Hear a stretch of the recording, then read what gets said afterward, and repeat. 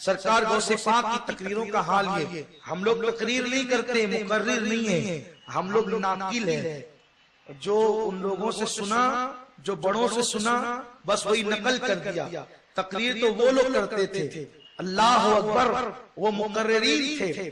جب کہتے تھے سرکار غوث پاک کے خطاب کی اثر آفرینی کا عالم یہ تھا کہ جب آپ کہتے نا الحمدللہ تو آپ 2 مرتبہ کہتے تھے، ایک مرتبہ یوں کہتے تھے الحمدللہ، پھر رک جاتے تھے، پھر کہتے تھے الحمدللہ، اور پھر خطبہ شروع کرتے تھے۔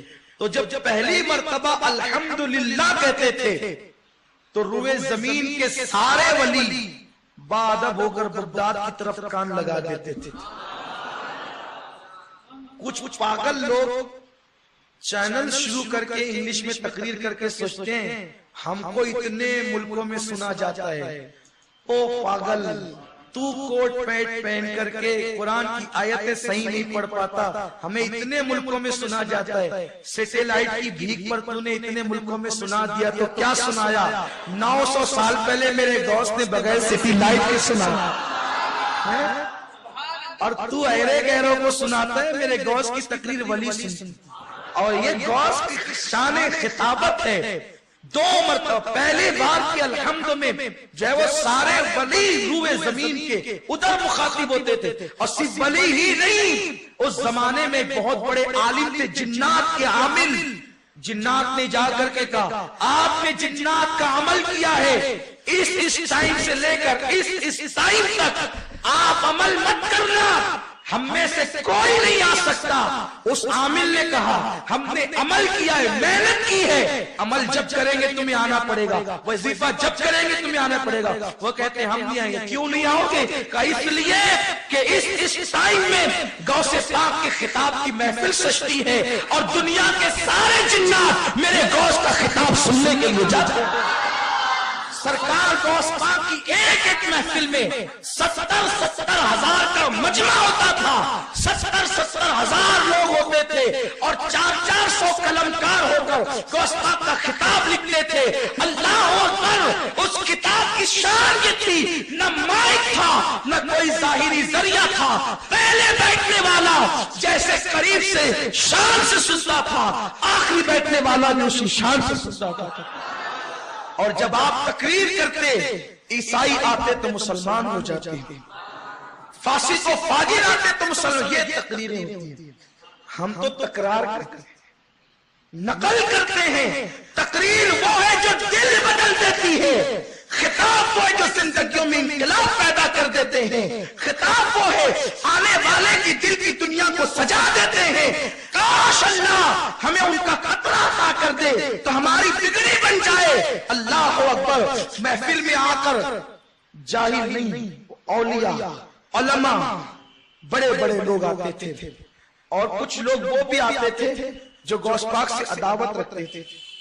ایک مرتبہ کا واقعہ ہے کہ علامہ ابن الجوزی، یہ ابن الجوزی وہ بزرگ ہیں جن کو غوث پاک سے کچھ اختلاف تھا۔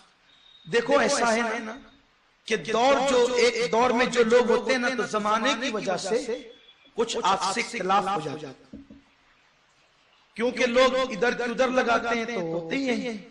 اور اختلاف جو ہوتا ہے وہ زندوں میں ہوتا ہے، مردوں میں تو نہیں ہوتا۔ کبھی ہماری جماعت کے بہت بڑے مفکر بزرگ کہتے ہیں کہ آپ نے کبھی مردوں کو لڑتے دیکھا ہے؟ قبرستان میں مردے کبھی نہیں لڑتے، زندے ہی لڑتے ہیں۔ لیکن اگر اختلاف ہو تو اختلاف تعمیری ہونا چاہیے، تخریبی نہیں ہونا چاہیے۔ اختلاف ہو علمی ہونا چاہیے، ذاتی نہیں ہونا چاہیے۔ اختلاف ہو اللہ کا خوف بیچ میں ہونا چاہیے، نفس پرستی نہیں ہونا چاہیے۔ تو اختلاف ہو گیا تھا۔ اب غوث پاک کو تو جو وہ کسی سے لینا دینا ہی نہیں تھا۔ غوث پاک ہیں، بے نیاز نبی کی بے نیاز اولاد ہیں، تو کچھ نہیں، ان کو کچھ خلجان تھا کہ وہ عبدالقادر صاحب تو صوفی آدمی ہیں اور انہیں کیا علم ہوگا، اور وہ تو فقیر آدمی ہیں، اور ہم تو یہاں کے پڑھے ہم تو وہاں کے پڑھے ہیں، اتنے شیوخ سے علم حاصل کیا ہے، یہ ساری چیزیں تھی۔ دیکھو کبھی کبھی علم آتا ہے نا وہ تکبر بھی لاتا ہے، اس لیے کہ جو معلم الملائکہ تھا اللہ نے قرآن میں اس کے لیے کہا واسطبر، علم آتا ہے تو تکبر لاتا ہے، اور جب تکبر نہیں آتا ہے انکساری آتی ہے تو پھر ولایت لاتا ہے علم۔ علم وہ پھل لاتا ہے ولایت کے کہ جس کی طرف آدمی توجہ نہیں کر سکتا، اس لیے علم پر آدمی کو غرور نہیں کرنا چاہیے۔ جب معلم الملائکہ شیطان ہو سکتا ہے غرور کی وجہ سے، تو پھر دوسروں کی کیا ہے، لوگوں کا حال ہے۔ دیکھو اللہ کو عاجزی اور تواضع پسند ہے، تو ابن الجوزی جو تھے ان کو یوں تھا کہ مجھے بہت علم ہے، کہ میں نے بہت سے شیوخ سے پڑھا ہے اور عبد القادر صاحب نے چند لوگوں سے پڑھا ہے بس۔ مدرسہ قادریہ میں جو ہے وہ انہوں نے تعلیم حاصل کی ہے، حالانکہ وہ مدرسہ قادریہ بعد میں قادریہ ہوا، پہلے وہ جو مدرسہ تھا وہ نظامیہ کہلاتا تھا۔ بغداد معلیٰ کا جو مدرسہ تھا اس کا نام نظامیہ تھا، اور اس لیے کہ اس کو قائم کیا تھا نظام الملک نے، جو بادشاہ کا بڑا معتمد اور معتبر تھا، اس نے قائم کیا تھا، تو اس لیے اس کے نام سے اس کو نظامیہ کہتے تھے، بعد میں وہ قادریہ ہو گیا۔ تو انہوں نے تو اتنوں سے پڑھا ہے، ہم نے تو بہت سے پڑھا ہے، اور واقعی ابن الجوزی تھے بھی ایسے محدث، اتنے بڑے محدث ہیں کہ جب ان کی علم حدیث پر ہم نے جو ہے وہ کچھ کتابوں کو دیکھا، بہت تو کتابیں ہم نہیں پڑھتے، کبھی کبھی جو ہے وہ اللہ کی توفیق سے کچھ عبارتیں کہیں سے پڑھ لیتے، باقی ہمارے مبلغین اور علماء سے جو کچھ سننے کی توفیق ہوتی ہے انہی سے سن کے بول دیتے، تو سن کے بولنے میں عافیت سمجھتے ہیں، کیونکہ اگر کوئی پوچھے گا کہ بھئی آپ کہاں سے بولے تو بتا دیں مولانا غفران سے سنا ہے، تو لوگ انہی کو پکڑے، ہمیں کوئی کیوں پکڑے گا، اس میں آسانی ہوتی ہے، تو یہ چیزیں ہوتی ہیں۔ تو بہت بڑے محدث تھے، علم حدیث پر بڑی نظر، بڑی گہری نظر، علم قرآن پر بھی بڑی گہری نظر۔ تو غوث پاک کی محفل میں تقریر میں صاحب جاتے تھے، ان سے ابن الجوزی کے تعلقات تھے، تو وہ جائیں تقریر سن کے آئیں تو یہ تانا دیں آپ تو وہاں جاتے ہیں، آپ وہاں جاتے ہیں۔ ایک دن انہوں نے کہا آپ نہ جایا کریں، اس کے بعد کیا ہے کیوں جاتے ہو؟ کہا آپ جائیں تو سمجھے نا کہ اس کے پاس کیا ہے، آپ چلیے میرے ساتھ، آپ بیٹھے بیٹھے وہاں ڈینگے مارتے ہیں، کبھی چلیے تو صحیح سنیے کہ کیا ملتا ہے وہاں، اس لیے کہ روکنا آسان ہے لیکن گلاب کی خوشبو پر لوگ پیرا نہیں بٹھا سکتے، اور جسے اللہ دیتا ہے، اللہ پاک جسے عطا کرتا ہے، پھر اس کو احسار میں نہیں لیا جا سکتا، اس لیے اللہ کی رضا پہ راضی رہنا چاہیے۔ ابن الجوزی سے کہا آپ ایک بار چلیں میرے ساتھ، ایک مرتبہ ایک بار چلے تو صحیح، ایک بار چلے تو صحیح۔ دیکھو محفلوں میں جانے والے بھی ایسے ملنے چاہیے کہ مخالفین کو کھینچ تان کے لگے، چلے تو صحیح، چلے تو صحیح۔ اس زمانے میں غوث پاک کی محفل میں کھینچ کے لاتے تھے، آج کی محفل میں غلامان غوث پاک کے پاس لانا چاہیے۔ دوسرے لوگ اپنی مولوی کے یہاں لے جاتے ہیں، آپ اپنے سنی علماء کے یہاں لائیے، چلو تو، اور کہتے ہیں تمہارے سنی علماء تو لڑنے کی بات کرتے ہیں، اس کو کہتے چل تو صحیح، سن تو، لڑنے کی بات کون کرتا ہے؟ لوگوں نے بدنام کر رکھا ہمارے علماء کو، ورنہ ہمارے علماء نے کبھی لڑائی کی بات نہیں کی ہے، ہم نے تو ہمیشہ اور ہمارے بزرگوں نے دلیل سے جواب دیا ہے، اگر جواب دے نہیں لڑائی ہے تو یہ بھی کوئی بات ہوئی۔ چونٹی کو بھی حق ہے کہ اس کی جو ہے وہ بل پر کوئی پیر رکھے تو چوٹی کاٹ کر کے کہتی ہے پیر ہٹا، تو پیر ہٹانے کے اشارے کو آپ یہ کہنا کہ چوٹی نے کاٹ لیا تو تو نے بل پہ پیر کیوں رکھا؟ اس کے گھر پہ پیر رکھنے کا تجھے حق نہیں ہے، اور اگر تو نے پیر رکھ دیا ہے تو اس کو حق ہے اپنے گھر کے تحفظ کا۔ تو نادان جب چوٹی کو اپنے گھر کے تحفظ کا حق ہے تو کیا ہم سنیوں کو اپنے ایمان اور عقیدے کے تحفظ کا حق نہیں ہے؟ اگر کوئی بولے گا ہم جواب ضرور دیں گے، ارے اللہ نے زبان دی ہے، ہم زبان کا استعمال کر رہے ہیں، اور ورنہ تقاضا تو کچھ اور ہے۔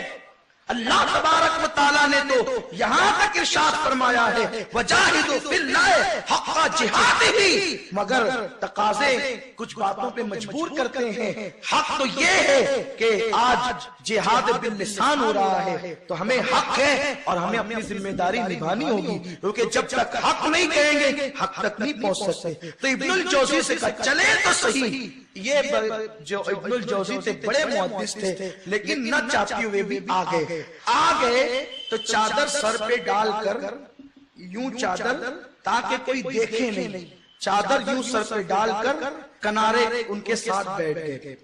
کیونکہ جب کوئی بہت بڑا ہوتا ہے، بڑا نہیں، کوئی اپنے آپ کو بڑا سمجھتا ہے تو پھر وہ کہیں جانے میں آر محسوس کرتا ہے، اور کہیں جائے تو سوچتا ہے کہ پھر ہم ہی بولے سب، ہم ہی سنائے سب، ہم ہی فاتحہ بھی پڑھیں، ہم ہی قرات بھی کریں، ہم ہی دعا بھی کریں، ہم ہی تعویذ بھی دیں، ہم ہی مرید سب ہم ہی کریں. ٹھیک ہے، پٹیاں بھی آپ ہی آ کے بچھا لیں، پٹیاں بھی آپ ہی اٹھا دیں. جب سبھی کرنا چاہتے تو یہ بھی کریں، سبھی کرنا چاہتے ہیں تو یہ بھی تو نیکی ہے. صرف دعا تو نہیں نیکی ہے نا، تو پھر پٹیاں بھی بچھائیں نا. تو لیکن ایسا نہیں ہوتا. اللہ توفیق عطا فرمائے، اللہ ہم سب کو اخلاص کی دولت عطا فرمائے. تو پھر یہ ہوا کہ وہ ڈال کر کے یوں بیٹھ گئے. اب بیٹھے تو غوث پاک کی محفل کا مزاج یہ تھا، آپ قاری قرآن سے کہتے تھے. دیکھو خود اتنے بہترین قاری تھے، لیکن قرات خود نہیں کرتے تھے، کیونکہ اللہ کے یہاں سنت الہیہ کام تقسیم کرنا. تو آپ نے قاری سے کہا قرآن پڑھ، اور وہ قرآن کی ایک آیت پڑھتا اپنے انداز میں. اب قرآن کی جب آیت پڑھی، پھر اب آپ نے اس کی تفسیر کرنا شروع کی. جب قرآن کی آیت کی پہلی تفسیر کی تو وہ جو صاحب لائے تھے قادری تھے. قادری ہوتے بڑے کلیل ہے اور اڑیل ہے، اس لیے کہ پیر ایسا ملا ہے بھائی، جب پیر شے دینے والا ہونا پھر مرید مانتا نہیں، اور اپنا پیر اپنے کو شے کیوں دیتا ہے. مریدی لا تخف، مریدی لا تخف، لا تخف. مرید ہے تو کہا لا تخف، اللہ ربی، میرے مرید، گھبرانا نہیں، ڈرنا نہیں.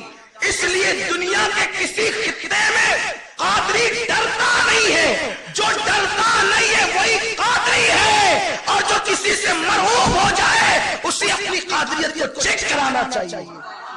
قادریت وہ ہے کیا دبے جس پہ حمایت کا ہو پنجہ تیرا، شیر کو خطرے میں لاتا نہیں کتا تیرا. اور زندگی پہ لعنت ہے جو کسی بدعقیدے کے خوف سے صلح کلیت پر گزر جائے.